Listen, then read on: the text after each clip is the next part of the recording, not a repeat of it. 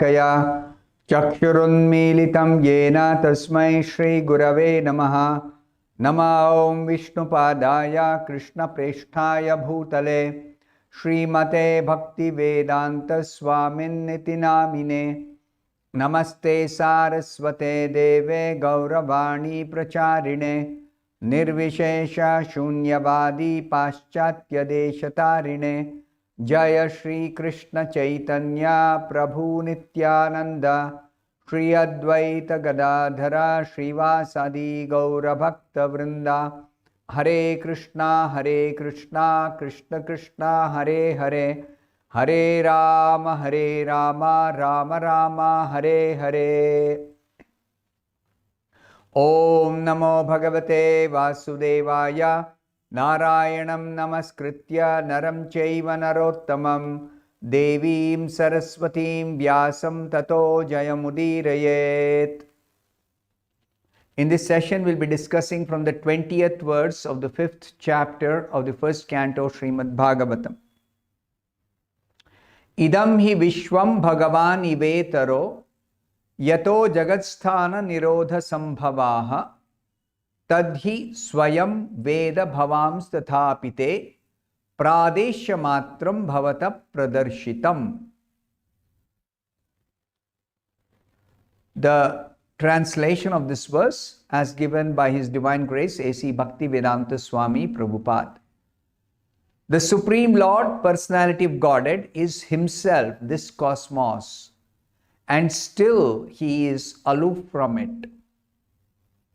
From Him only has this cosmic manifestation emanated. In Him it rests, and unto Him it enters after annihilation. Your good self knows all about this. I have given only a synopsis.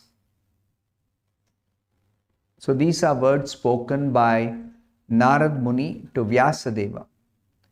This chapter is entitled Narada's Instructions on Srimad-Bhagavatam given to Vyasadeva. Just to remind you about the background of this chapter itself, it was described in the beginning of this chapter that Vyasadeva, after doing a lot of work in putting the Vedas in writing, dividing the one Veda into four, compiling the Puranas, other than the Bhagavatam, all other Puranas he had compiled, and he had written the Mahabharata, which gives the Vedic message in the form of a historical narration of the dynasty of Pandavas and Kauravas. And he had given even the essence of the Mahabharata in the form of Bhagavad Gita. All this work he has done, but Vyasa is feeling some vacuum in his heart. All this for the welfare of the people of this world. But he is not satisfied. So his dissatisfaction is noticed by his spiritual master Narada.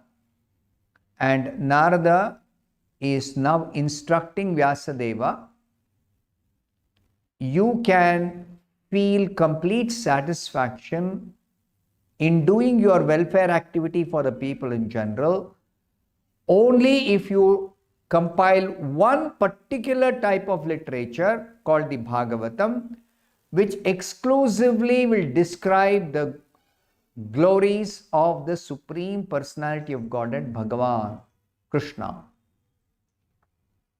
So in connection with what should be the details of the descriptions that Vyasadeva is now going to give while writing or compiling the Bhagavatam. So here one point that is made in this verse is how the Supreme Lord, Personality of Godhead, Krishna, He is Himself this entire cosmic manifestation, means consisting of so many universes, each universe consisting of so many planets, each planet having so many living entities, living beings, varieties of living beings. So this whole cosmic manifestation is the Lord Himself, non-different from Him. And still, Krishna is aloof from this material creation, from this cosmic manifestation. He is completely aloof from it. That he is completely aloof is very easily understandable by the fact that you search for Krishna in the entire cosmic manifestation, you can't find him. Where is he? Somebody may say, oh, he is in the heart of every living being. Can you see him? Can you approach him? Can you see him face to face? No. So, the Supreme Lord Personality of Godhead, as the personality of Godhead, has got a oneness with this cosmic manifestation, because it is said here, it is from him that this entire cosmic manifestation is coming, is emanating, is coming out of him. Out of him means his energy. Which energy? His material energy. It is his material energy which was lying in a dormant state, which was activated by the glance of the Supreme Lord in the form of Mahavishnu, and the living beings were injected, because living beings are not the material energy. They are not the material energy. So the living beings were injected as seeds are thrown or strewn all over the land, fertile land, and then each seed will germinate and grow into a plant or a tree. Like that, the living entities, when they are injected into this entire cosmic manifestation, into the material energy, then the material energy after activation begins to develop, and the living entities take birth in material nature in different forms. The forms are also made of matter. The planets are also made of matter. The various material objects are also made of matter. And this creation has come into existence. Then the creation remains for some time. It is maintained. What is maintenance? That the growth, the development, the byproducts, then the offspring, just like insects, they give birth to a young one of an insect. The birds give birth to young ones. The human beings give birth to young children. Like that. The trees, they give seeds. And those seeds again fall into the earth, or they are strewn around and dispersed. And then they again, when they get fertile ground, they again germinate, and one more tree will come out of the seed. One mango tree may give thousands of seeds, because thousands of fruits come out, and in each fruit there is a seed. And those seeds, each seed is a potential tree. So like this, the maintenance phase is a maintenance phase. And then finally everything is annihilated, end of life of Brahma, the first created being. Everything is annihilated. When it is annihilated, what happens? It again, everything becomes dormant material energy. That energy rests inside the Lord only, Mahavishnu. From Mahavishnu, it is coming out, it is developing into this entire cosmic manifestation, and then it is maintained, and then it is destroyed and again enters back into him. So this is explained by Prabhupada in great detail. I'll just give a synopsis of what Prabhupada says. The pure devotees understand the conception of Sri Krishna as both personal and impersonal. What is impersonal understanding of Krishna? Is this entire material existence. Impersonal, because matter lacks personality. Just like this table, or the earth, or the water, all these lack personality. So all matter and material forms and material diversity, material objects, they lack personality. So impersonal, this entire material world. And then there is also the personal feature of Krishna, who is the personality of Godhead Krishna. But that personality is not like our personality in this world. That personality of Krishna is a transcendental personality, spiritual form, spiritual senses, spiritual intelligence, spiritual mind, spiritual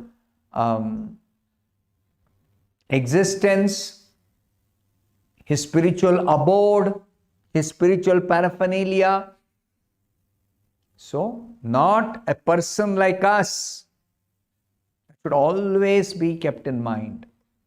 As soon as we say person, many people think, oh, he's another human being like us. He looks like a human being. He has 2 eyes, he has 2 nostrils, he has 2 ears, he's got 2 hands, he's got 2 legs.